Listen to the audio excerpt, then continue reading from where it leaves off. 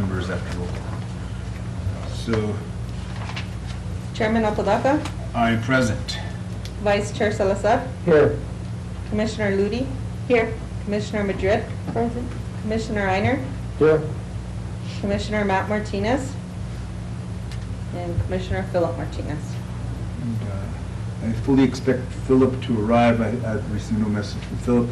But I did receive a message from Commissioner Martinez, who had a family emergency and is in a quite serious one, and he's out of town dealing with that. He hopes to make it by Thursday's meeting. And so my thoughts are with him and his family, and we'll go forth from there. Commissioner Martinez, I have not heard anything from him. I expect him to walk in at any time. He Yes. did send a. He sent a message that he would be here about 2. Okay, that's fine. Couldn't make it till about 2, so. That's fine. And I think some of the commissioners, I sent out a warning or a reminder this morning that we were meeting at 1, and I think that got to everybody, so hopefully everybody knew it was at 1, and I understand that people have business and emergencies do crop up from time to time. So with that, we do have a quorum present, so we will meet. Do we have, and I can check, do we have minutes to? Yes. Yes, sir. There are the minutes of August 5th.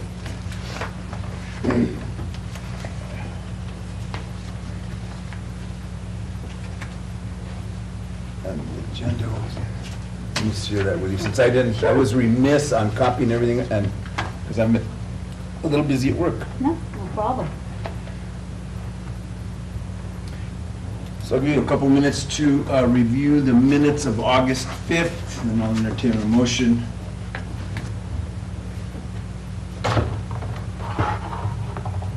When anyone is ready. Chairman Apodaca, you want to do the approval of the agenda? Oh, I'm really a mess today. Yes, can I have a motion to approve the agenda as presented? So moved. Do I have a second? Second. A motion by Commissioner Salazar and a second by Commissioner Einer to approve the agenda. All those in favor signify by saying aye. Aye. Those opposed, same sign. The ayes have it. We'll go on to approval of the minutes. I'm sorry about that. I'm everywhere today.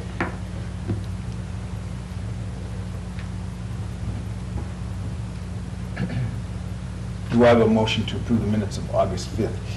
Motion. I have a motion by Commissioner Ludi. Do I have a second? Second. Second by Commissioner Madrid. All those in favor signify by saying aye. Aye. Aye. Those opposed, same sign. The ayes have it. Thank you very much.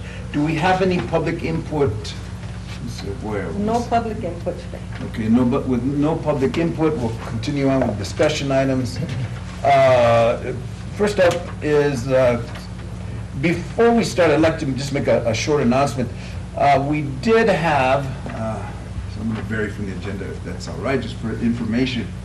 I did have a call from City Clerk on Friday where Ms. Vescas did indicate that the City Council was not in favor of us, or would not grant us an extension of time for a couple reasons. And the reason she gave me was that the timing for the to get input from the City Council on our recommendations and any revision they have would take some time also. And with that, in order to meet the calendar for the March election and the revisions to be presented to the voters if they so choose, would not give them enough time to be able to do that. So they were, that's what I was told. I did ask, well, you know, we didn't have time to review this and we were waiting for legal counsel, and they said that counsel would be procured and that they would be working on the City Council's provisions and our recommendations for inclusion on the ballot. So we would not have the privilege of counsel. And I kind of objected to that, saying that, you know, we've asked for this, and it's been kind of put behind us. And I said that, well, we would make our recommendations known, and then any objections we had to the proceedings at the September meeting of the council. So I'm curious, did she indicate at all which open meeting of the governing body this discussion and decision occurred at? No, I found it a little troublesome because I know the council did not meet. So when it happened, or how it happened, or if it was a polling, or however it was, not to cast them in due light of the Open Meetings Act, I didn't question that. I just said, well, all right, I'll take it to the commission. Let the commission know. So I'm bringing it to you for discussion. With that, I did send out an email this morning notifying you of the meeting, and a couple thoughts that I would want to talk about today is, if that's the case, and I understand that it's kind of troublesome for a number of reasons. We've done good work. I don't think our work is completed, but we have done a substantial amount in the short period of time that we had to look at this. And I say short because we started late. We had a couple meetings that were canceled. We had trouble meeting with the mayor.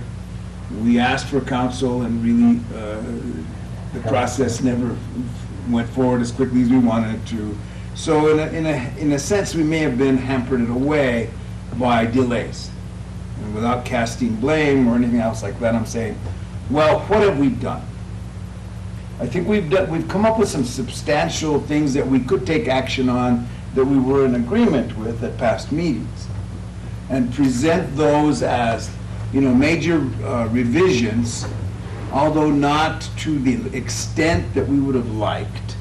And I feel that I'm speaking for the commission, because you've all expressed to me that we wanted to do more. So with that, and in the light that we probably would not, even though if we did go before the council to ask for time, it would probably not be granted. So here's my suggestions. We discussed today those revisions we had talked about. We have another special meeting on Thursday, that we take action on Thursday on those areas that we have discussed fully, which are substantial. And then we had another special meeting called for next week. I don't know if it's necessary, and I want input from the board. I'm not going to make any decisions for the board. I want you to give me your input and your thoughts on this. And then we move forward at the September meeting, which our commissions will have sunsetted on August 31st. We are no longer commissioned. We don't have to abide by open meetings rules then at the council meeting in September. We can appear as citizens. And at that time, we can present our suggestions for revisions, our recommendations for revisions, as approved by the commission. Present those at those time, and then at that time, express our concerns. Here is my first concern. Well, Commissioner Ryan. My first concern is that on a previous occasion, this commission was presented with an alleged decision by the governing body that we were able to verify was not actually made. And I'm referring to the new draft charter that indeed did not emanate from the city council, and the city council had not approved. So the fact that we're being told something else that doesn't quite ring true, and that it was not put in writing, it was not conveyed in email, makes me take it with a grain of salt as big as New York. And I want to verify with members of council that they did in fact make a decision to this effect, and if so, when that decision was made, because this is not adding up. I agree with you, Commissioner Reiner. It didn't seem, due to the fact that we know that there was no meeting held because they didn't have a quorum at the last meeting. Right? It wasn't discussed at the previous meeting, so I'm going, well, when did this happen, that the council agreed to this? And it was presented to me as, quote-unquote, the council. So, I mean, there's two things we could do. There's another council meeting, were we placed on the agenda at the next council meeting? No, sir. I submitted an agenda request on your guys' behalf, and Scott signed it. And it was, I wasn't in that meeting. I don't know what it entailed. And that's why Cassandra called you and Okay. let you know as to what was said in that meeting. But you guys were not placed on the agenda for tomorrow, is my understanding. What meeting are you referencing? There was a meeting held between city manager and city attorney, Okay. and I can't tell you who else was present. I believe, well, Cassandra was present as well. I don't know who else was there. I was not included in that meeting, and I didn't really get a rundown of what occurred. So that's why you got the phone call from Cassandra. And it was, and thank you for that. So we're not on the agenda, which Doesn't make sense. which doesn't, but in a sense, it does. And how best to diplomatically put this? Don't be. Well, Sometimes there is. because there's a certain amount of decorum here, and we don't want to Yeah. cast blame, but at the same time, if we look at the actions by certain officials within the city government, we have been stymied from the start. So there was 2 meetings where they weren't noticed when we started out with, so we started out late. We didn't get a 7th commissioner until very recently, the last meeting that we had. We asked for independent counsel, and that didn't happen. We want to meet with the mayor, he canceled, and he might have had a good reason. I mean, I'm not questioning that, but there's been several things, obstacles, if you will, it's a good way to put it, that have been placed in front of us that we had to overcome. There's obviously been, since the start with the draft charter that was given to us, that was there was a couple things in there that kind of raised a red flag with me. And the major one was the elimination of the Charter Commission. Yep. And the elimination of the Charter Commission not only violates the current charter, but violates the trust of the public. Because the Charter Commission is made up by citizens to oversee and correct items that citizenry see as wrong or as problematic with the government. That's what the Charter Commission's mission is. And with that, so if we look at what's happened and take that into account, it's pretty much what's happened from the start. So not wishing to cast blame, not wishing to cause division or derision, I say, all right. And why put up a fight if, in due cause, if we were able to force this into the city council for their consideration by some means, what would be the outcome? That's my question. So that's why I'm saying, all right, if that's the case here, we have 2 things that in our favor. One, we've already been through a good section and looked at those charter, the portion of that charter that really needs revision, what the citizens have called for. That's one. And we can raise that flag from now on through the referendum adopting these. I don't think that by any means we as a citizens group, which we will become, should stand aside and not go before the public and say, these things are needed. I think we can advocate, one, for their inclusion in the referendum, in the next election, as recommendations from the Charter Commission and the citizens. And two, we have a big bully pulpit that we can get up and say, this was wrong and elections are coming up, kids. I mean, if we see this, cry foul and bring it to the public's attention. And I think each of us in our own right, and looking at the people that make up this commission, are honest, forthright, and citizens of some standing in this community. If the council and the mayor wish to take that on, and anybody in the city, well, we can certainly advocate for change. And I think that between us all, we could probably do that very handily. And speaking for Matt, in the conversation I had with him as he was going to attend to his family emergency, since I really wanted to be there, because I really wanted to say what I think. And he's going to try to make it here Thursday by all means. And hopefully he will. But Commissioner I think we're stepping over something rather large here. And the thing that's rather large is that, given what Ms. Arguello has shared with us, we have a couple of possibilities.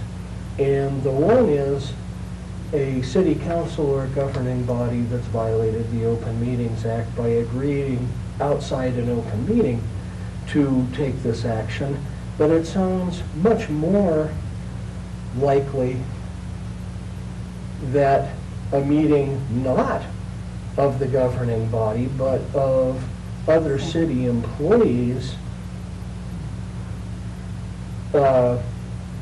took it upon themselves to make a decision for the governing body without consulting with the governing body. And that is so immensely problematic for me that it needs to be openly discussed and confronted. Commissioner Reiner, I just want to clear something real quick.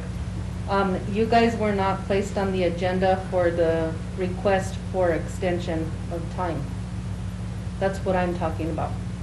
Well, thank you, Mr. Aguirre. Given that fact, it still calls to question as to why we were not granted an extension of time and by who, and then by the positing that it was done by council.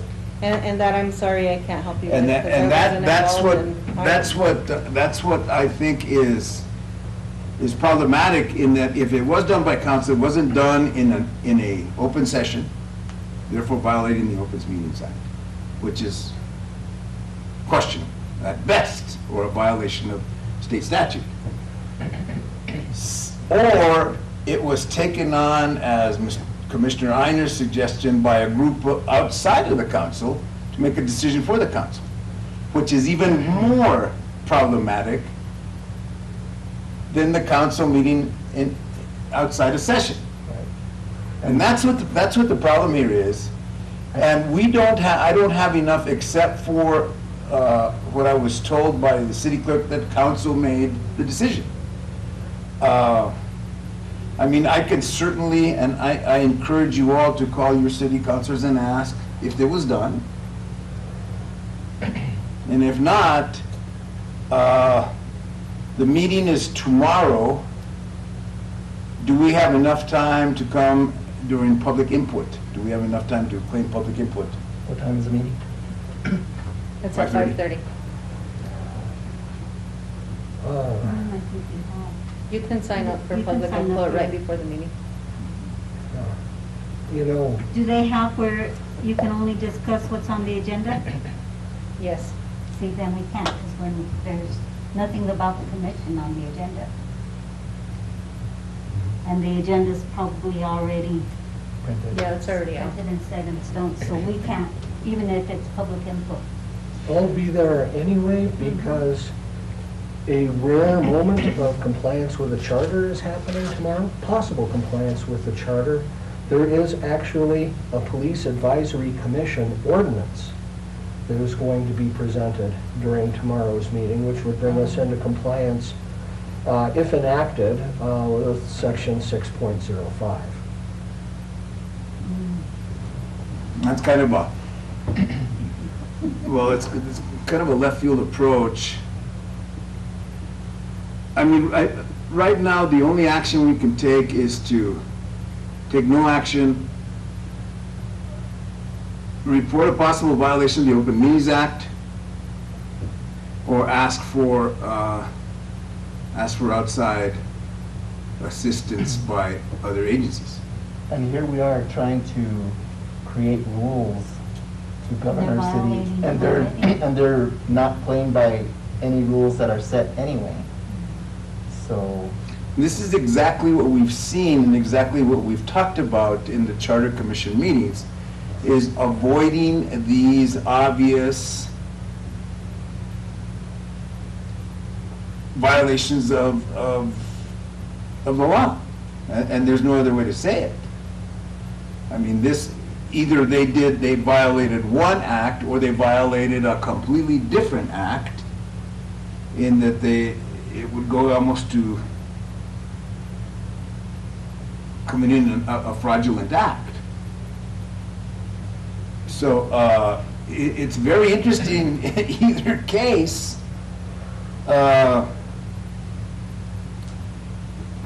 don't think it should let us impede the action that we should have to take. And given the time that we do, I think that this is very serious. This is a very serious thing that happened. I think that we should call this to light, either by filing a complaint by the commission or citizens' complaints, both to the Attorney General's office and possibly, well, probably both would be at the Attorney General's office, or possibly the district attorney. That's one act. The second act is, I don't think it should impede us from taking action on those things that we want to propose as revisions, because if we don't, and time runs out, they say, well, you didn't propose anything. Right? yeah, they don't follow us. So I think that we should continue with what we are tasked to do, and move forward with our revisions. And that's why I say it should be post haste. If we could do it by Thursday, we do it by Thursday. If we need another meeting, we need another meeting. Yeah. But I can recall 3 actions that we had mostly agreed on. That was the number of counselors, the runoff, and the appointment of city officials.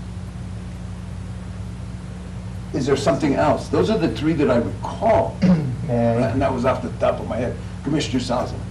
And the commissions, right? And the what? Commissions, like the city boards. We have questions about those. I How don't the know. appointments are. And that would go to the appointment, but I think Yeah. that appointment of the city officials, and then appointments of the boards. Now, those ones, at our last meeting, we discussed in depth Right. about how it was set out within the charter that they just haven't. So in effect, the council has been their own worst enemy. I think that we should formulate a statement to go along with this, that the city shall abide by the provisions of the charter. And they shall. And perhaps, and we've been talking about what will give it teeth, the ethics commission, the ethics board, that's already in place. It's never been appointed. So they don't want anybody watching over their shoulder. Wasn't another option that we were exploring was changing the city charter so that elections would coincide with the standard state general elections. Well, again, that's, we can do that, it's not specified there, but that's by ordinance. They have to pass an ordinance and get that done. Well, They can't do that till the March election. But and they've already missed Yeah. the window. yeah, because there are several references to March municipal elections in the charter. Mhm. Uh, There's at least 3 that I Right, found. yeah. And in order for that to have any significance in the charter, and they're going to the November nonpartisan elections, then they have to change their ordinance and change the charter language. But we can recommend it Yeah. also. Mhm. We could, that would be our fourth recommendation, is to change those provisions in the charter, election provisions, or referendum provisions, to coincide with a general election provision if and when enacted and passed by ordinance. Mr. Chair, I don't know if you guys were all able to review what I sent you. Yes. I kind of outlined everything that you guys talked about and looked at. I might have left some things out, but It was pretty much there, and those are the ones that and good point, and you did a great job, by the way, again, as usual, and we can't thank you enough for, having worked with us. There again, when looking at this, I think that the major things in here were those 3 major revisions that we'd like to do.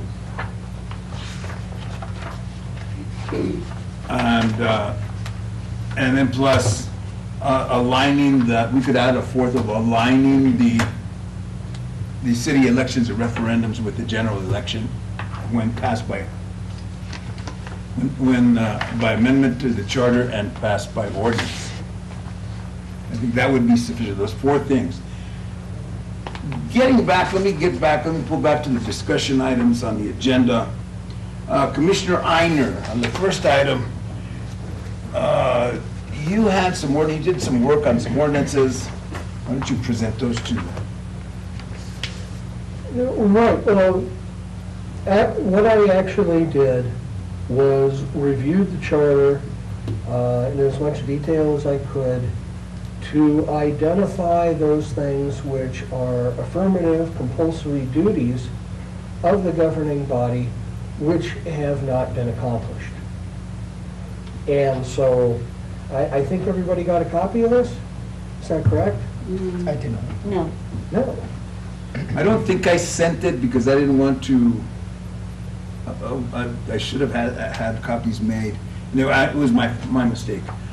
But I was afraid of violating the Meetings Act by sending something in there, just not general. I don't mind sending messages to emails outside of the meetings. I thought this was substantial enough to have caused a little warrant. So it was my mistake. Perhaps if we could get some copies, sure. Yeah, that would be great. Yeah. and that way we can review what the Commissioner Einer did. And I'm sorry about that, Commissioner. It was my mistake. It was No, my that's fault. okay. If there was a concern like that, given that it was on our agenda, this could have gone out as an attachment to the agenda. I should have. Again, my fault. No worries. Mea culpa. So, one of the first goes right to the heart of this, which is the requirement that the governing body establish its own rules and procedures. And had the governing body established by resolution or ordinance the process by which an item is added to the agenda, for example, or a recent topic of conversation might be somewhat less opaque. But, there's the rules that have not been defined by ordinance or resolution that arguably could and should be, are more extensive than that. For example, how is an ordinance drafted? What does it look like? What is the format for amending an ordinance, for repealing an ordinance, for introducing a new ordinance?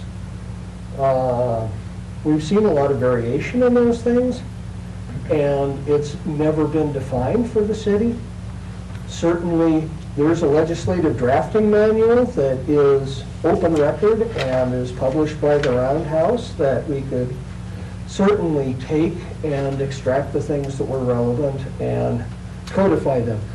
But we haven't, and a lot of the friction and argument and drama that's happened around the governing body over, really multiple administrations would be obviated if those rules were defined. Thank you. Thank you, Jeremy. Appreciate you. Again, Thank you. again with this, in going back through and looking at, is it hard to read, but, and going back through and looking at this, it goes back to that question that we discussed at our last meeting, in that the city council may or may not be aware of their authority and really their duty to promulgate rules as to how to act as a body. It's never done. They have an organizational meeting, but they never pass, to my recollection and to my knowledge, within the last, since the revision, for sure since the revision to the charter, since the revised charter, they've never promulgated rules as to how they should proceed as a body, as a city council, as to how they should formulate an agenda, as to how they should proceed as a body. Right? They're their own worst enemies. And this all falls under 207C. The governing body shall determine its own rules and order of business and cause minutes to be kept of its proceedings. We're keeping the minutes, of course, but the rules and order of business, I don't believe have ever been exhaustively defined through ordinance or resolution. And the clarity that that would bring to the governing body's proceedings would be just priceless. Well, that would have afforded, in the case of the last administration where they were forced to go to district court because of agendas, items not be placed on the agenda, it goes back to the ruling of the court that they failed to pass their own rules. So again, even the courts have sided with the charter in saying, well, you've done nothing to help yourselves, you're your own worst enemies by not passing these things. How knowledgeable and to what extent that authority has been explained and provided to council may be problematic. So, in the organizational meeting, is there anything that says that they have to come forth and say, oh, you have to pass an ordinance with your rules? Well, if they pass the ordinance, though, that doesn't lapse or fade from one administration to another. So it doesn't necessarily have to happen at an organizational meeting, but it has to happen. It should Yeah. be instituted at the organizational meeting, perhaps, and the process began. Because without rules, then there's nothing to say that as to who sets the agenda. There's nothing to say as to what should be on the agenda. There's what rules is the body following if they adopt no rules? I And that think has the led- answer is contained in the question there. Exactly. So, what can we do to change the charter? We don't want to change the charter because it allows them to do that. And it says shall. It never has been enforced. And whose fault is that? It certainly can't be the mayor, because of course the mayor isn't going to come and say, well, tell me how I should run. I mean, I would be, not to follow in the same footsteps as previous administrations, but I don't blame the mayor for not saying that. I mean, if I want to run a city and I want to have free reign, I'm not going to tell you have to promulgate rules. then I'm gonna set the agenda for you. And I think we've been over that, and I would Over and argue over. that the city attorney, who's the chief legal advisor to the governing body, it is not explicit, but it is implicit in that a duty of the city attorney is to draw to the attention of the governing body those areas where it's not compliant with the document that created it. And how many times are they afraid to say that? Well, let me interject here, and let me play the devil's advocate. I'm hired by the mayor, because he brings my name forward to the council, and the council approves. Am I beholden to the mayor or to the council for my job, for my position? Right? Well, you would hope that they'd be independent and think that Well, it's right and wrong. But we You would don't. hope, but you know that that's, we know that that doesn't happen. So with that, can we fully blame the attorney? The attorney, that's why we had asked for independent Independent. counsel to begin with, because we thought that the attorney being, in this case, appointed by the mayor and confirmed by the council, doesn't want to get in touch with either one of those two offices. So of course, if they want me to drag my feet, for example, on appointing an independent counsel, I'm going to do that, because I don't work for the Charter Commission. Right? I work for the mayor and council in this case. But in adopting rules by the council that may be contrary or may be problematic for the mayor, and I'm hired by the mayor and appointed by the mayor, I'm not going to bite the hand that feeds me.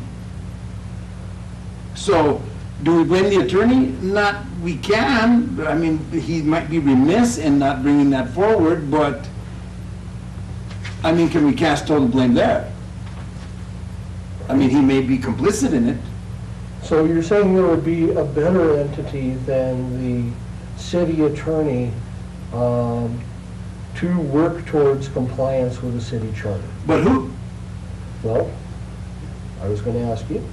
I have, No well, idea. I have no idea, because look at the appointed positions by the mayor. Right? Every one of them. The campaign and ethics board, it's not implicit there either, but you would think non-compliance with the city's own law would be an ethics issue. Perhaps it could be made explicit within well, you know what? Within the ordinance that we don't have that defines the duties and powers of the ethics board. So that brings me back to this. You mentioned the organizational meeting. The governing body, I believe, has been compliant to the extent that it has organizational meetings at the beginning of each new administration. But I don't know that the laundry list of things to be accomplished during those organizational meetings is in fact accomplished or even addressed. That's an issue. One issue Let that me is... stop you right there. Let me interject right there.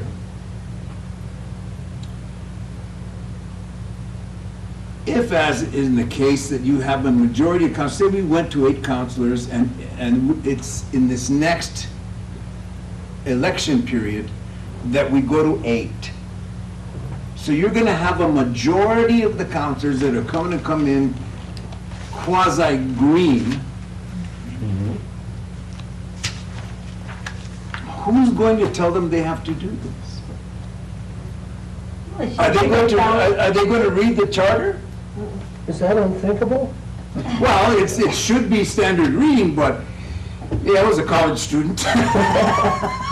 You know, I And did think, you know what, as being on a board, and that I can contest, that sometimes you have to have the passion to read what you were elected for, and to understand what you're, what you're doing, why are you here, you know? Council, a lot of people run without actually understanding what they're putting themselves into, what their capacity of understanding, and that is very difficult sometimes. You get, and I know because I've had board members like that. You know, right now we have a very good board. It's not always that case, you know, that you have a board that understands and really has the heart of learning what your positions are. It is, to me, it's up to me as a veteran board member to help the board members that are coming in brand new, to get them, not to adopt my ideas, but to be able to understand what their roles and responsibilities are. That should be given by a veteran board, council member. But And that, I mean, I'm just giving you my opinion from, But not all counselors are as altruistic, or board members are as altruistic as you are. Because you have a deeper understanding, and say, well, I want them to understand what their roles and their responsibility. responsibilities are. And we know from human nature that sometimes that old personal agenda or simple greed comes in and say, well, I don't want you to know. I'm going to tell you what you need to know, when you need to know it, and I'll tell you how to vote. And that's something that we can't avoid, because simply, No, it's human really nature. look at the bar for election here in New Mexico. And I've, to city council, to boards, to the Luna board, to your board, I can tell you what it is. It's 18 years of age and a qualified elector. That's That has nothing to do with literacy, it has nothing to do with competency, it has Being nothing to do, popular, exactly. popular. It's a- or as in good old northern New Mexico, have a bigger family. And we know that, that's true. You know, and unfortunately, we're not a city like Albuquerque or Las Cruces that has a large population where a lot of those things go out the window and they actually elect people that have a broader understanding. Whereas here in a smaller community, where even a limited number of those electors go out to vote, Yeah, that is all out the that's window. a sad Well, thing. it's sad, but it's reality. Yeah. So how do we handle that? Do we, and who's the board? Do we say the ethics board? Because we found out that that their terms are staggered and should be staggered with the election, so we have a truly, a true board that doesn't act in any political year, or is not enacted in any political year. Right. So that's a good thing, but they've never been impaneled. So what good is it if they have staggered terms if nobody's ever there? Well, not only have they not been impaneled, but if I may go through the list, actually. Go ahead. Continue. I'll jump around if I may, because what you're addressing goes to 901G and 903E. Conflict of interest enforcement. The governing body shall adopt ordinances and provide for fines necessary to implement the provisions of this article. Enforcement shall be delegated to the Campaign and Ethics Board. This has not been done. So even if the board was duly constituted, and I don't know whether it is or isn't, but even if it is duly constituted, they have nothing to enforce. Because the ordinance they are tasked with enforcing at this point doesn't exist. Political activity. The governing body shall adopt an ordinance providing for implementation and enforcement of this section. Hasn't been done. So, Wait, let me ask you a question there. If we're a home rule community and we don't have an ordinance addressing that, but it is addressed in the state statute, does not that apply in that particular case? So the ordinances or the statutes for conflict of interest in political activity would come into play. If we have none, that's the fallback. that would be the fallback, but that raises the question of the mechanism of enforcement, which at that point obviously could be It's the the ethics Ethics board. Commission, Ethics Board. So there is a mechanism for enforcing conflict of interest in political activity, but without a board to enforce it, Well, and A city board is not tasked with enforcing state statute, to the best of my knowledge. So then it would have to be, So if that- that's the case, if the city with a home rule charter, with a home rule, has not adopted campaign ethics and/or illegal campaign activities act, it would fall back to the state statute. The city does not have that authority, so then at that point, the district attorney or state officials would have to intercede. And it might have to be hashed out in district court. And that is a much more elaborate and costly and difficult procedure than actually having an ethics board and enacting the ordinances which it's tasked with enforcing, which is a mandatory requirement of the charter. So it's, being a mandatory requirement of the charter, it doesn't seem like something that should be subject to a great deal of debate. It should just be done. And how it should be done in terms of the black letter of those ordinances is something that should be subject to a great deal of debate. But beginning to put one foot ahead of the other with these charter requirements is something that needs to start happening. And I'm really happy that we do have a police advisory commission ordinance that is on the agenda for tomorrow and is at least being entertained. That would bring us one step closer to compliance with the charter.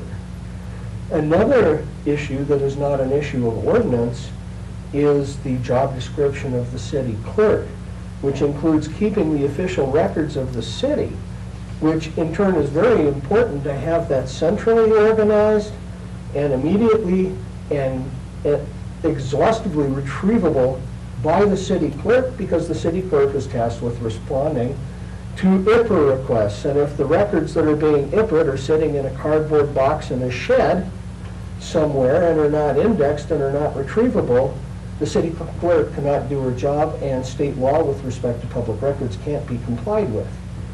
And it's been a while since I've worked for the city, several years, but at least at that time, many of the records of the city are maintained at different departments and indexed in ways that are perhaps idiosyncratic. And so IPRA requests, even with the best of intention, may not be fully productive. So that's something that the city clerk's office to comply with the charter really does need to be expanded, simply to be able to access and manage all of the records of the city. Well, let's compound that with the fact that the last mayor had had the city clerk on administrative leave for a year, what, 2 years almost?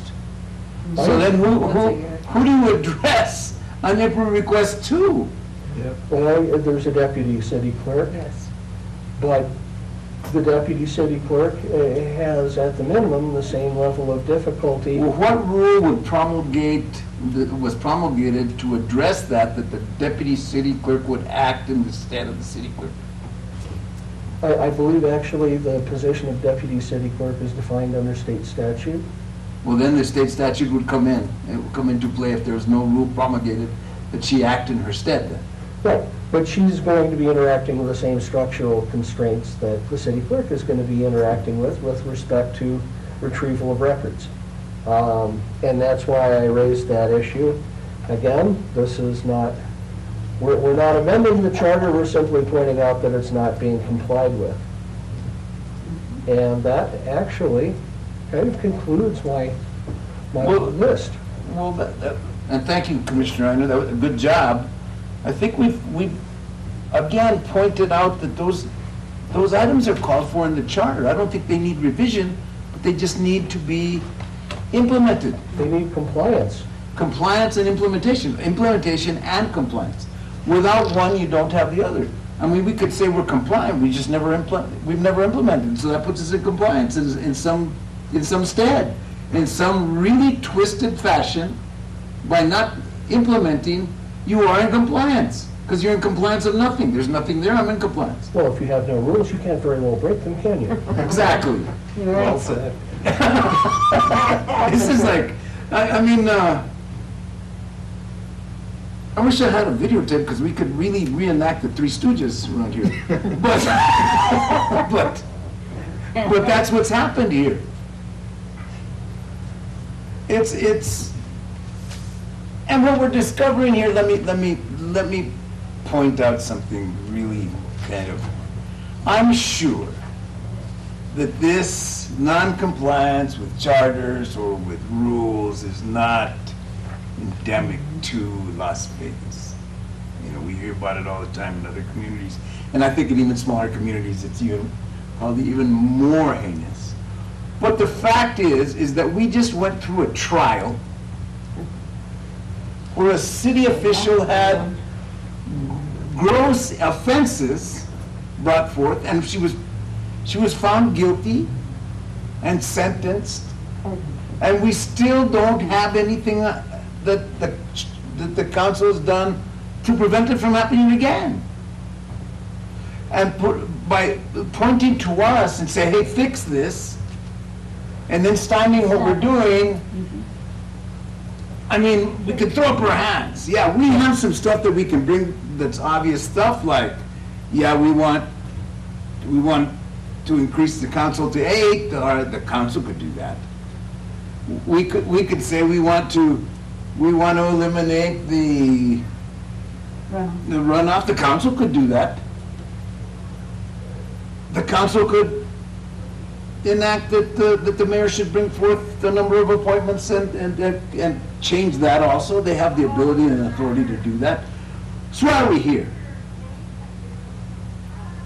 Have they gone through the motions with this and wasted our time? I hope not. I mean, we had counselors that came before us and talked it was like prose. But then to find out that there's other things at play to, like, limit our authority and ability to really do what we were set out to do. One was, and I'll say this, I was taken aback by the mayor when, one, he wanted to impose a time deadline. Last time this was done, it was a much broader thing, but they did it in a year. And they provided them with the tools to go before the public, to present these, to get public input. We were stymied by the fact since the get-go and say, you gotta, remember he wanted to sunset us on July 1st. And we argued for August 30th. We compromised somewhat.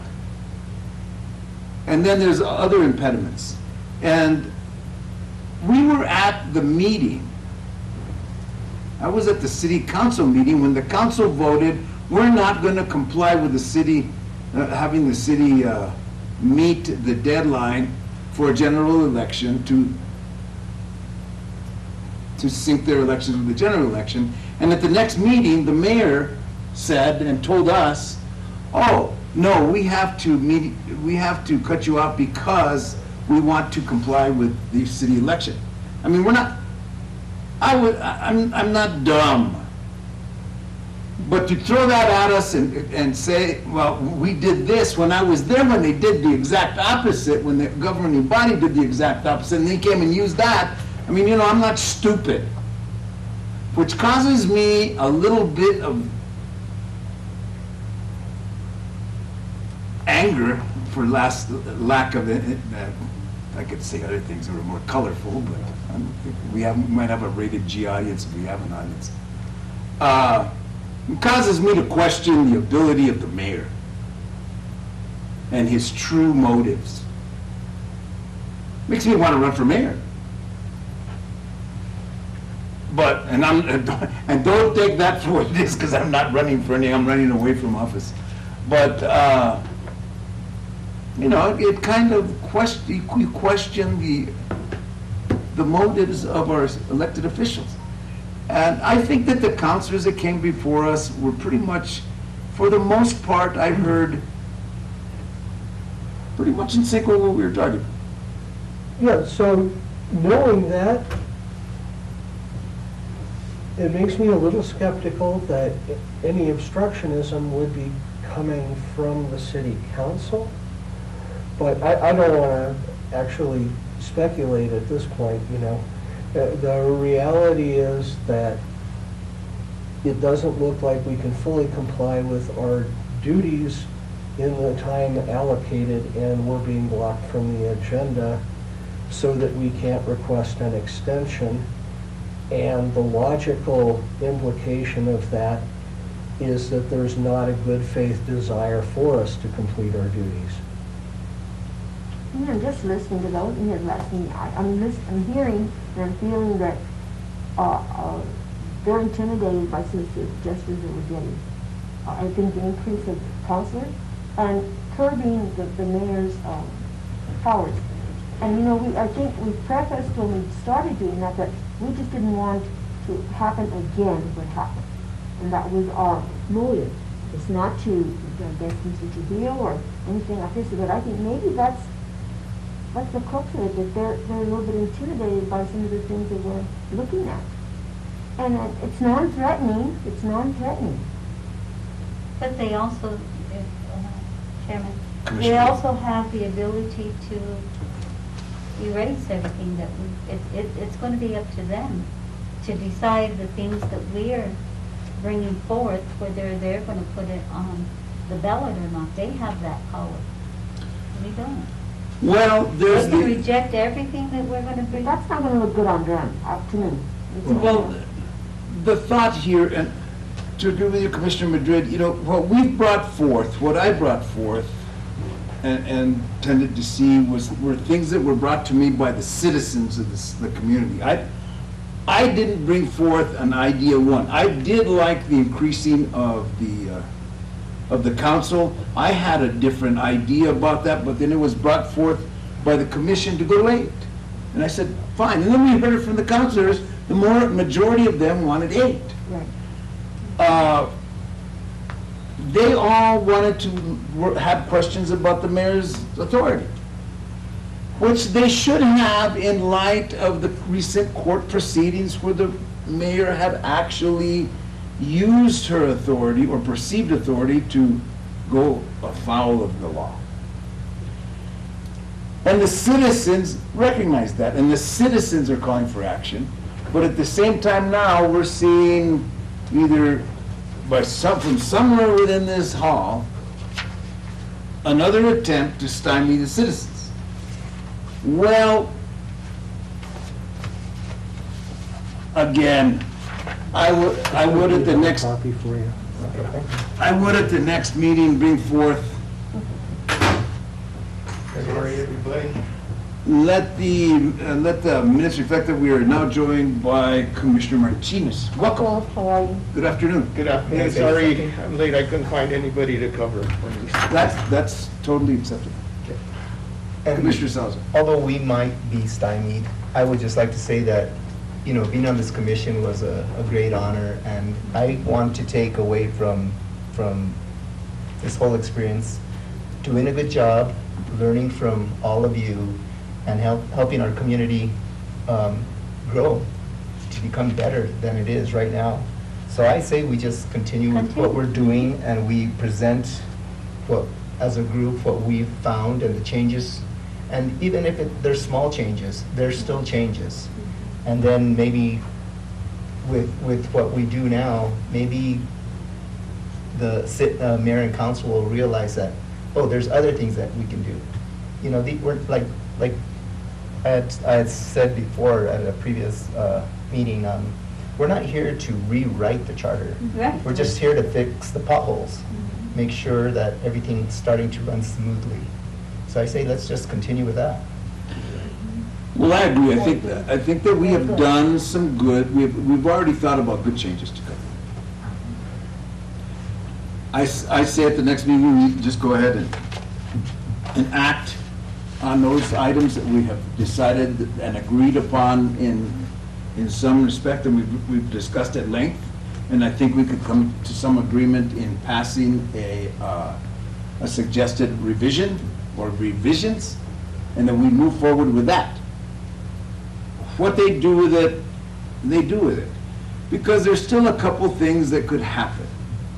And I'll talk worst case scenario. Number one, these things are just never brought before council.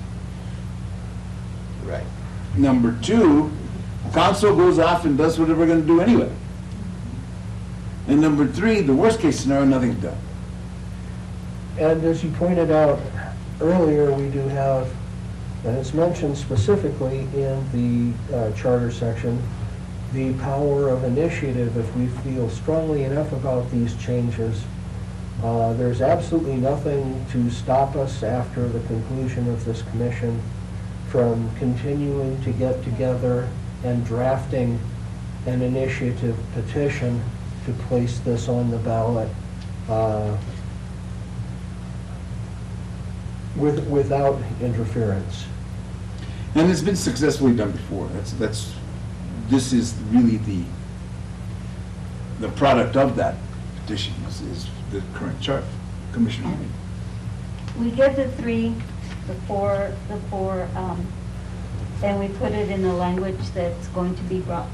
How are we going to be, I don't want to say protected, but how is it going to be that what we send to them is legal, that it is within the right, and because we never got that legal assistance, Right? and making sure that what we're presenting to them is not going to, I don't know, be said, nope, it's written all wrong, what you're asking for. Well, How are we gonna, Well, most of the changes were fairly simplistic in nature. So I think Going from the the- three major ones were fairly simplistic, and it was a small language changes that would meet that the it's requirements. for, we're going to? Yes. Okay, That's for three of them. The fourth one, if we decide to go with changes to the commissions and the boards, would maybe a little bit more problematic. But I think that we can. What I suggest is this. We continue on with our work. We have another meeting called for Thursday, which at that time, if all of us are, if the commission is here in total, including Commissioner Matt Martinez, then we move forward and adopt them. We pass them at that time. I won't be here Thursday, so I'd like to know that, you share what we're going to look at and just get my impressions of what you're going to be doing. Yes, well, we know that the first one is increasing the number of counselors to 8 members. Which, and the reason for doing 8, there's 2 reasons. One is getting back to the original number of counselors that was, met the criteria in the founding charter. 2, it would be simpler if they go through redistricting. When they go through the redistricting process, they could have X numbers. If they stick with 4 wards, then it's simply a matter of adding another counselor and not redrawing X number of wards. So leave them as is, but adding. so that way the wards can be adjusted, but we're just adding to another. And then they would have to stagger the terms, the council would have to come up with a way for staggering the terms of the newly created positions. That's one. The second one was just the simple elimination of the runoff to adding the term, the simple majority. Or we could really say and give them the benefit of the doubt and say 50% plus 1, Right. which would be nail in the coffin. You have to have, the majority plus 1. And that's what it calls for, I believe, right now. Yeah. So a simple majority plus 1. Nobody's received that in a Nobody while. ever, yeah, it's been a long time. Simple majority plus 1. So that eliminates a runoff. Simply. No, No, that causes the that runoff. causes. No, but if you have the simple majority plus 1, simple majority Oh, okay, I see. what you're plus saying. 1, there's no runoff. It's not 50%, it's whatever it is. It's whatever it is plus 1. So you divide the number of candidates, that gives you the majority plus 1. So it's easy. You can't, if it's tied, then then you go to the state statue and you do a game of chance, or No, that's The a coin. Cards, I remember, yeah. I'd rather go back to a duel. I'd rather go to a duel and the winner takes all. It really wouldn't, majority implies, that you get 50%. yes. So we're So trying, it will. we want to get away from Well, then the, let's just say a simple majority, Yeah. That's it. The majority. the simple majority. yeah, there's just. Adding the word simple, striking through the language for a runoff, and just say a simple majority. Yeah, because it is defined as simple majority plus one to win the election. Yeah. But that never happens. That's why it goes to a runoff all the time. Mhm. So if you just say a simple majority, that should be sufficient. Here we go, general election. Read that, if you would, Commissioner Salazar. Let's see if How I about can the find it. greatest number of votes? That's what you're actually fishing for. Right. The greatest number of votes? Whoever gets the greatest number of votes wins the election. Or simple votes, you know, like, and not necessarily one ward has more votes than the other, but it just make it simple. 30 people for me, 40 people for you, you You win. will? Because this would apply, in the wards, it would be the greatest number of votes, and in the city, it would be, for the mayor, it would be the Right. greatest number of votes. Greatest number of votes? Mr. Chairman, we also discussed, I don't know if we ever decided, but we talked about the appointment of positions from the mayor. That was the third one. Okay. Okay, so we're gonna get to, we're getting there, Commissioner Martinez. Okay. Okay, so those are the first two were adding counselors, elimination of the runoff, and the third would be the mayoral appointments. So right now, the mayor appoints and the council confirms.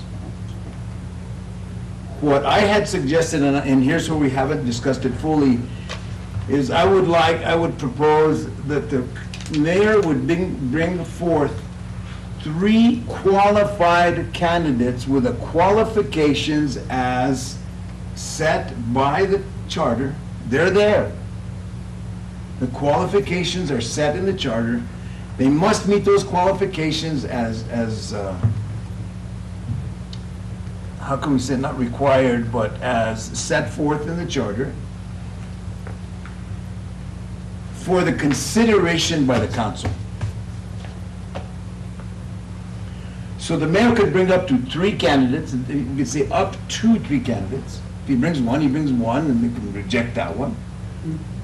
If he But up brings- to 3. But then they can choose from the 3 candidates. Here's the question: should the mayor choose the candidates or by application? You have a pool of applicants, the mayor can tell somebody, you put your name in the ring, and I'm gonna choose you. That's his choice, as long as they're qualified.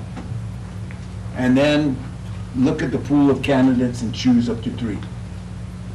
For a total of up to 3 names brought to council for their consideration, not confirmation. That means the council appoints. The mayor brings forth. That is kind of a compromise from the council wanting to take away all that from the mayor, to giving the mayor some leeway and having an appointment brought forth, but not appointing outright. And in fairness, when we had the major blow-ups over this issue on the council under the past administration, the situation wasn't that they wanted to take the power of appointment away from the mayor. They wanted some form of assurance that she was selecting a qualified applicant from a qualified pool of applicants and not just engaging in simple cronyism. And that's where, in looking at that, there was nothing to cause the mayor to choose from a pool. The mayor just had to appoint, didn't say from where. Exactly. So by saying bring forth 3 candidates, do we give it all to the mayor that he brings forth the candidates, or do we do it from a pool of applicants that the mayor could choose 3 from and bring forth to the council, I would say pool. I do too. or a pool?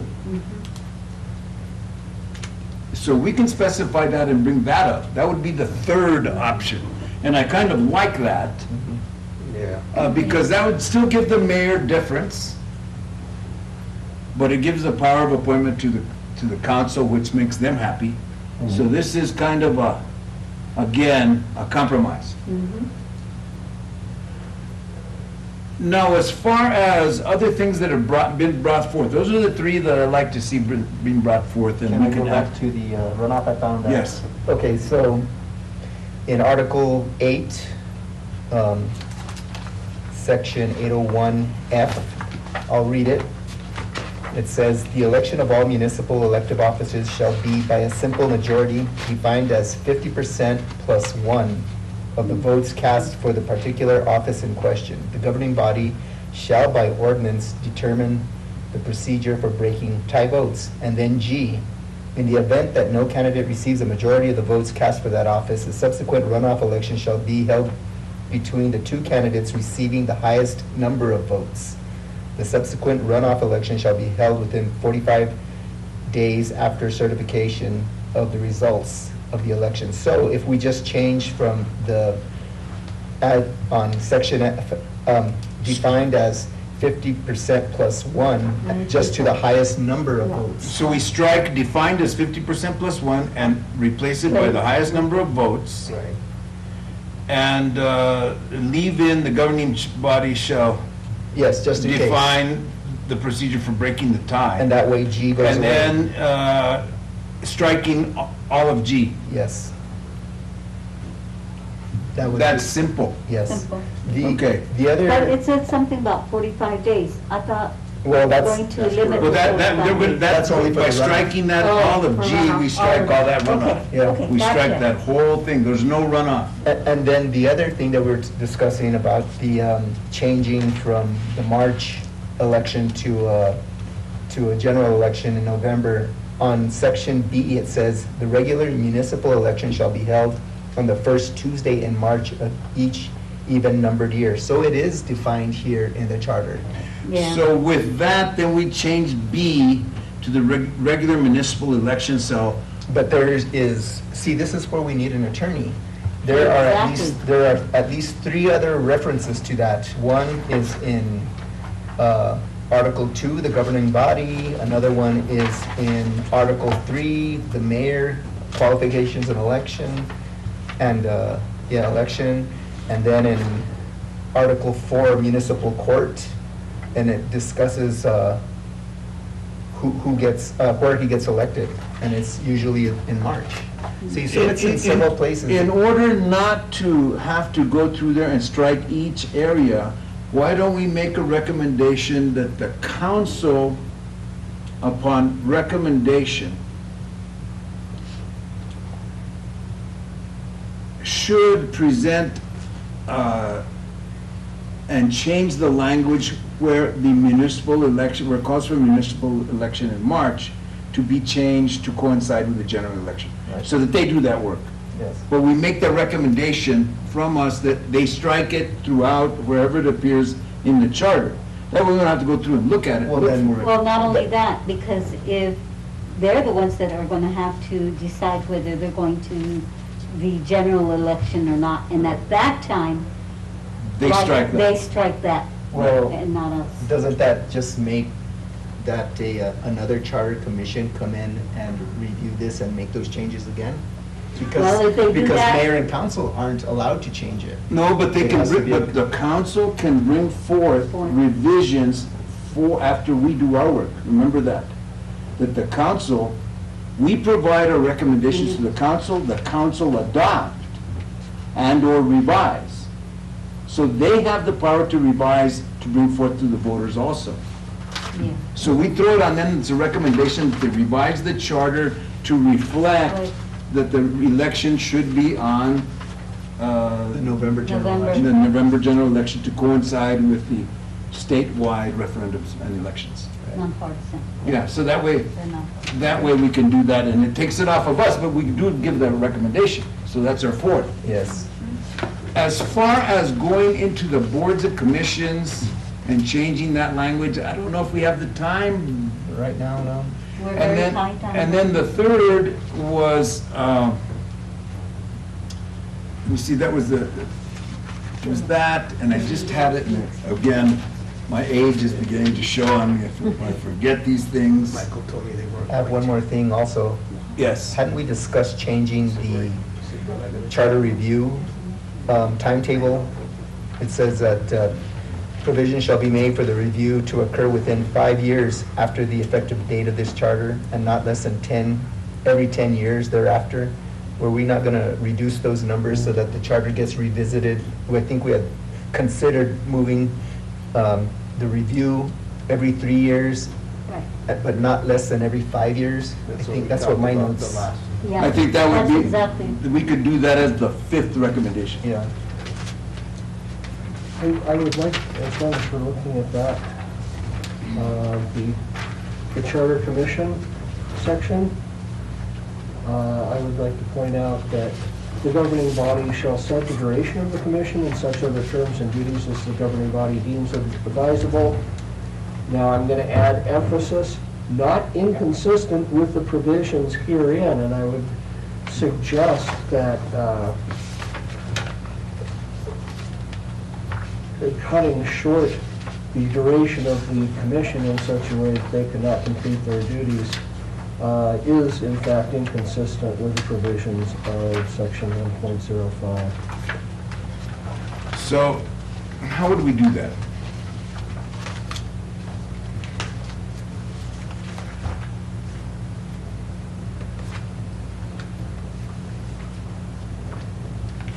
But it's not anything that requires a change in the charter. We're back at the point where it requires compliance. Yeah, that's exactly it. So, with that, so there was, we have now 4 areas, am I correct? 4 areas that we'd want to bring forth recommendations for revision. There's 5, right? Or Okay, five, the five. elections, yeah, 5. 5. And then a statement regarding compliance with the charter. And the compliance areas shall set rules, promulgate rules and ordinances for the rules of the body for the council. That's number 1. Number 2, section 105A is compliance with this, so as not to set, well, wait a minute, shall set the duration of the commission. And such other terms and duties as the governing body deems advisable. And now say that last phrase at the top of your lungs, not inconsistent with the provisions herein. So if the Charter Commission is required to complete the review and make recommendations and is not allowed the necessary time for that to take place, I would strongly suggest that that's inconsistent with the provisions therein. I agree. By setting a short duration.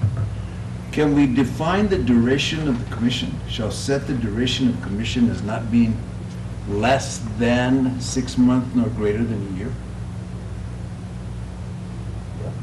Sounds reasonable. So how many Be- months have we, this is what, we started then? We actually started in June, In March. well, in March, but by the time we had everything together and promulgated with the notice, with the problems with notice and everything else, our first was in, Yeah, we blew a month or 2 there. Yeah. April, I want to say April 1st. our Is our first actual one, April 1st, official yeah. date? Yeah. April 1st. So, April, May, June, July, August was 5 months. That's a lot process. I mean, it's a lot to, Whereas if we would have asked for more time, it would have been another month. So the shortest duration would be 6 months and the longest being a year. Yeah, I agree.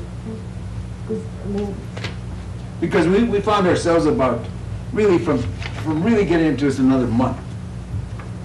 I think we could have wrapped this up in another month. But without that, and our sunset, we find ourselves being too short. So say, set a duration of not less than 6 months, and no more than 1 year. Gives them a definite date to get the job done. Yeah. Right? And it should build in enough time. Right. And if mayor and council would like specifics, they can tell you specifically, look, we want you to look at changing the March election to November election. And that would be one thing that they would have to do. You know, they can be that specific if they want. Because they can suggest where to revise. Right. Commission's not bound to that. No. It's still your commission, you're an independent commission. You can do whatever you want, but they can specify those areas that they want us to look at, or the commission to look at, future commissions. But I would say adding a time in there of not less than 6 months or more than a year Right.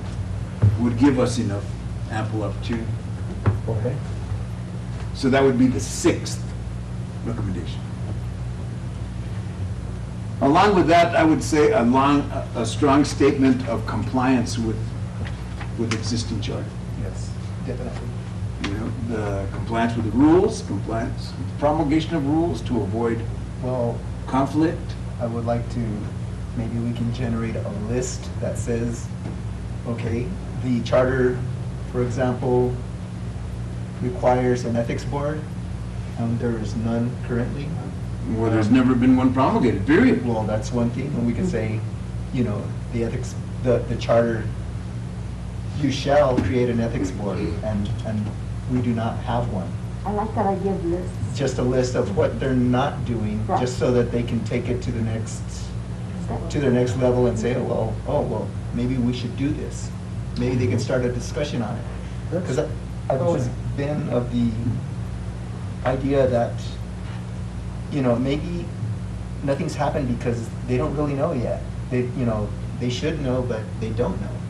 All the time, when, you know, you talk about, here's the charter, how many are gonna read it, really, in reality? And I think the leader, whoever, maybe there's a person like this who Yeah, needs to but- get and it some- and say, this is what we need to do. You need to And- read this, and you they need to have Counselors 101. Yes. This is why I drafted this. Yeah. Is to get down in paper the major areas of non-compliance with the existing charter, so that hopefully it could be acted on. And that's really not within the realm of the Charter Commission. It's supposed to be reviewing and recommending amendments, but, you know, the thing is just so conspicuous that something has to be said. Okay. Can I suggest this, if I could?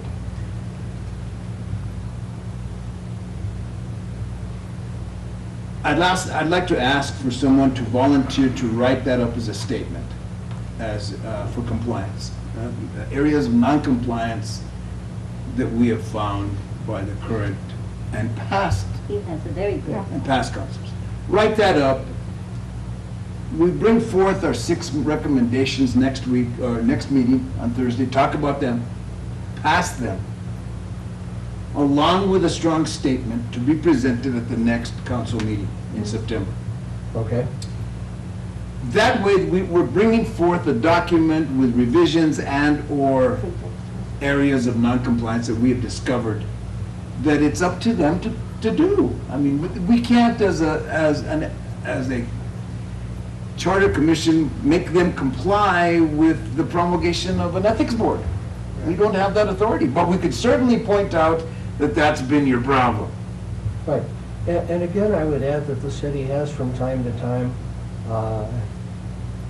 had an ethics board, but has not had an ethics ordinance with fines attached which is what the ethics board is tasked with investigating and enforcing. So you can actually have a duly constituted ethics and campaign board.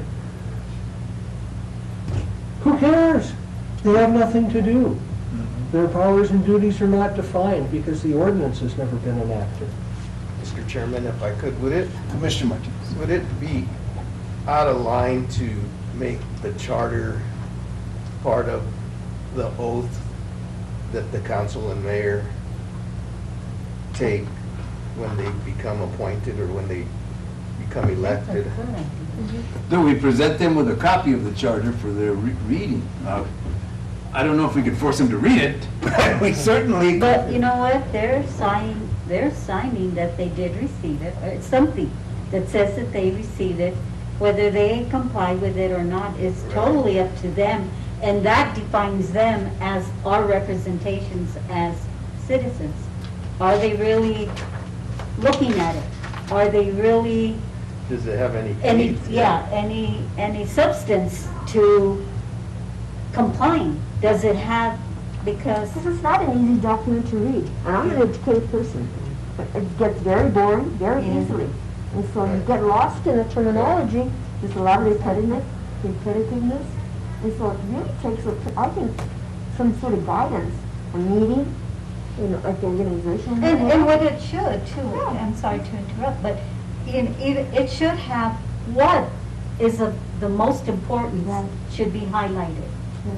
This is what is the most important for you to be As a successful counselor, yeah. and to bring forth the city in a manner that the public is going to say, you're great. And they're all gonna look good, because they know what they're talking about. Or maybe, Mr. Chairman, if I could, maybe require them to take a course in this charter. This charter will have an instructor, and when you win this election, before you take office and you take your oath, you're gonna agree to go to this course I and like learn that. the charter. Yeah. But then they get to who's gonna teach the course, because it's a Well- very specific document, Well, that's Well, true. maybe you they're know, attorneys. and then Maybe people they're don't have attorneys. time, and, just Well, can't make them. Well, that's true. under section 207A, organizational meeting, we could add in there that the governing body at this first meeting following municipal election shall convene for the purpose of organizing, reviewing, and we could say in there, and that would be the appropriate place, that they should be presented with a copy of the current municipal charter for their review. Yeah. That way, when they get their oath, it's part of the charter that you get a charter and you gotta read it. It's Right. kind of required reading. We can't require it, but we can say they'll be presented with it. Okay. And it's up to them to read it. I mean, there's nothing to say that there's gonna nothing to read say that, here's the bad caveat with that. Right. There's nothing in election law that says that you have to be a literate person to be elected. Well, that's true too. I hate to tell you, because we could give them a copy and they say, well, this is gonna start my next fire. But at least we could present them with a copy of it I agree. Right. so that they have it in their possession. It's implied that they should read it and abide by the covenants in. Or they can come back and say, I didn't know it was gonna be this hard. I didn't know I had to. I didn't know it was gonna. It is a complicated document, and, it does take a long time to read, and by the time you get to the next section, you already I know. forgot what the other section said, but. It makes for some of the best bedtime reading that I've ever done.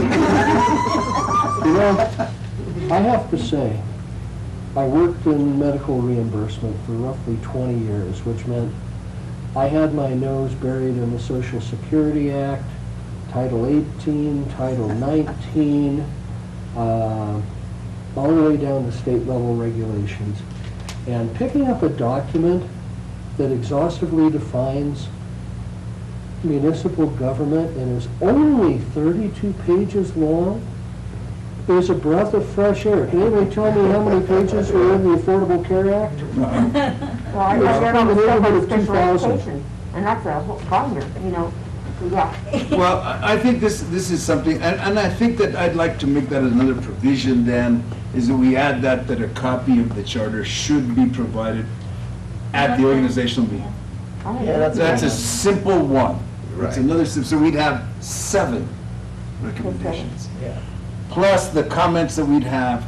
And I'd also like to recommend that, well, maybe I'll save it for next week, that we, We're not, they also talked about term limits on the commissions that we didn't touch, that they, Councilor Romero, suggested that all committees have term limits. Term, in terms of not being reappointed? Because Yeah. we already have 2 and 4-year terms that are staggered. But not on all the appointments of commissions. Some have been there, like the largest tax, is what he mentioned, that they've been the repeated same people all the time.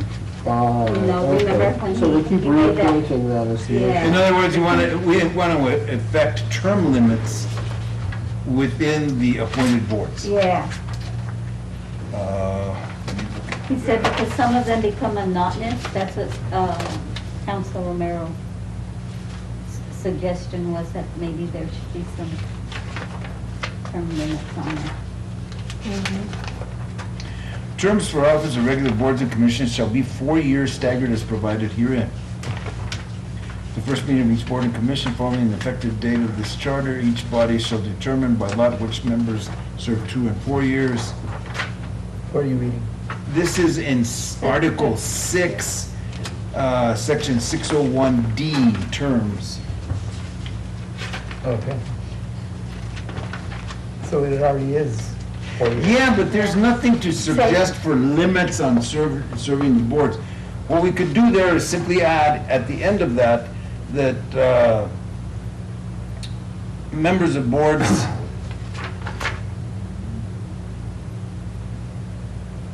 regular members of boards and commissions shall serve no more than 2 terms. That gives them a, Yeah. But what if you have a committee that you can't find somebody to fill?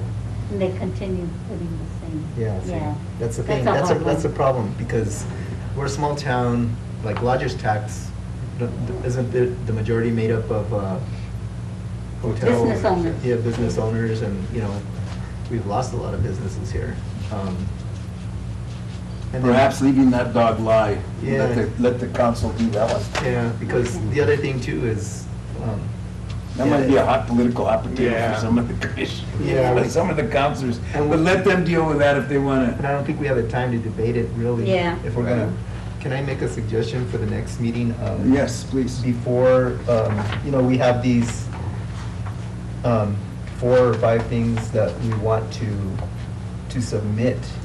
Can we write them down and present them first to ourselves, the language that we want? Because there's no guarantee that, you know, what we They're not say gonna- they're not gonna change. will Be accepted. be accepted by mayor and council. They have the ability to change it themselves. Right. But if we say, this is what we want, and this is what we, not what we want, what we suggest, and they can change it if they want. That's but where we- it would have been good to have. But we know what we Council actually representation. recommended without the changes, because somebody's gonna say, oh, you guys did this, and Yeah. we That's can right. say, no, it really, Was the council. Right. yeah, that that's what wasn't we our got. wording. We suggested this other way to go about it. What I would suggest is this, that our recommendations, we present our recommendations and read them to council as the commissions, and we'd like the minutes to reflect that those are the findings and the recommendations of the Charter Commission.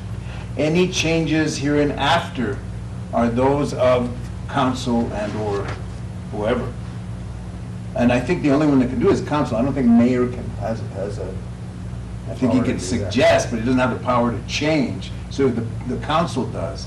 And we would suggest that any revisions to these would be done by council. That way it would set ours apart. And did I hear a volunteer that you would draft the proposed changes for next week, I can. for next meeting? So this will be Thursday? Yes. Sure, I can. Thank you. So, let's I go. like that volunteer. And he's gonna write the statement. Did you get this on, or he's gonna do the statement? He's gonna write the, The statement. A statement, Do that. and if you'll write the proposed revisions, that are pretty simple. yeah, just getting whatever is here and striking And- what we're. Yeah. Yes, if you could redline. And that way, I'll present it at the next meeting, and then we can discuss it and Vote either on it. change it on that or keep it as is. And vote on it. Yeah, and vote on it. That way, it's easier because we're running out of time. And I would say that at the next meeting on Thursday, then we decide whether we need, if we've completed the job, and if not, we have that last meeting to fall Right. back on, if necessary. Is there, And then I would request that all commissioners be here at the first full meeting of the council, where we request to be placed on the agenda with our recommendations. And at that time, we won't be in violation of the Open Meetings Act at that time, so we don't have to be noticed. We don't have to notice, we're just citizens appearing with our recommendations as brought forth from the commission. And then after that, I would like to, at the next meeting, I want to entertain a thought of writing an article and putting it, placing it in the local newspaper, maybe even the radio stations, as to what we did and didn't do. Mr. Chairman, can I go back Yes, of course. backwards, number Commissioner 3, Martinez. mayor appointments? When it comes to, say, counselor resigning, does the mayor have the power to appoint a counselor, or does it have to go through council? There's, the only provisions in here were for the appointment. The only appointment that would happen was a mayor pro tem would fill in. If a council is, there would be a special election. Okay. And a mayor also. It calls for an election to fill the position. So there's not an appointment to council, is Well, there? after 15 days of the vacancy, There's a temporary appointment. yes, So it would fill the remaining term? until the next regular municipal election. If the office is not filled within 45 days of the vacancy, a special election shall be called to fill the vacancy for the remaining term of office So the appointment is by, by the mayor. Mayor with approval of council. So with the approval of council. I just wanted to make sure that what we're doing for Appointments. appointments, It's the same. that- well, just to think about it and see if that could be a problem. well, the idea here, and excuse me, Commissioner Martinez, I think that is with, and due respect to the mayor, if we take the mayor's take that this was his cabinet similar to the president, and use that example. In order not to politicize or to take from one bent to another, the mayor would appoint and then the council would confirm. Right.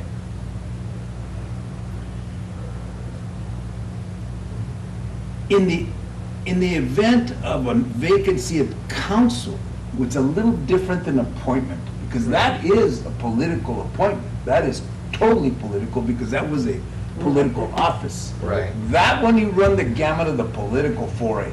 Right. Whereas an appointment to a position such as city clerk, city attorney, chief of police,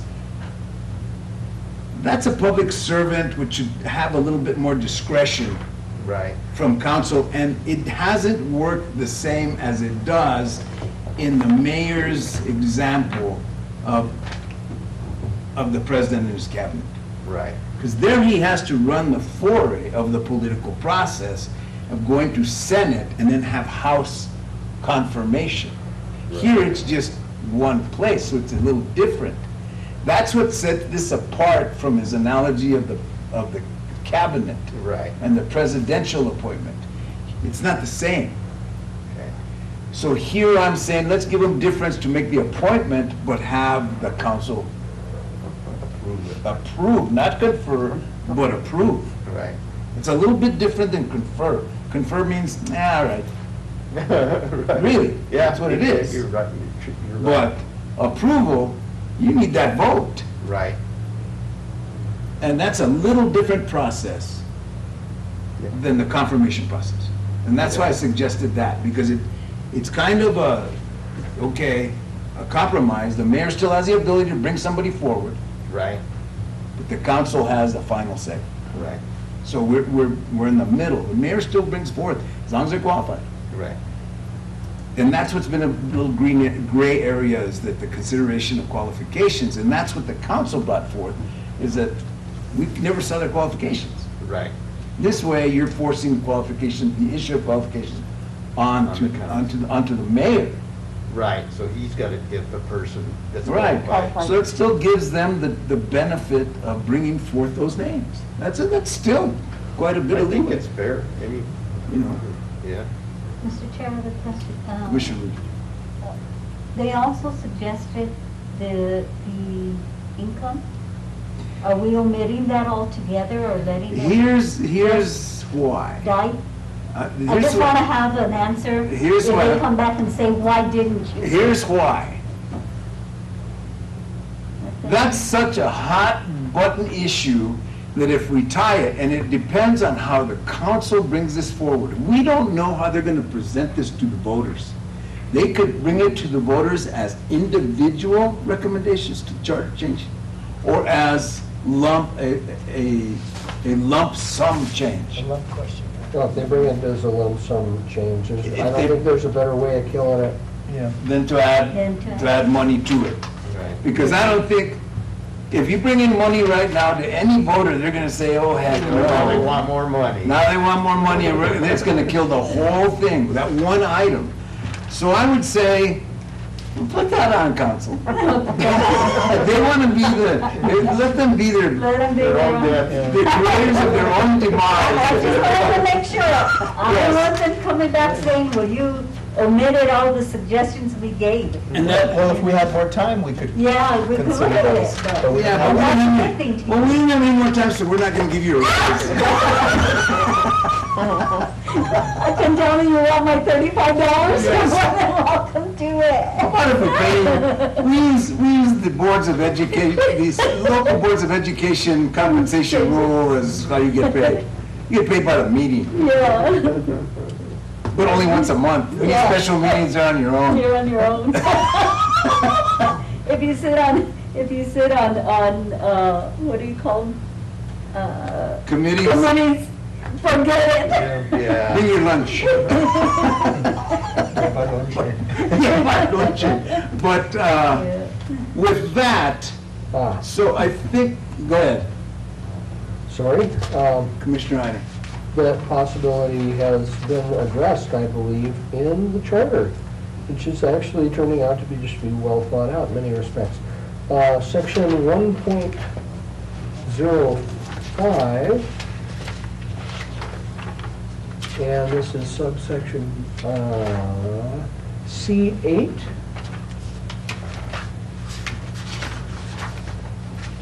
Multiple amendments shall be listed separately on the ballot for a vote as to each.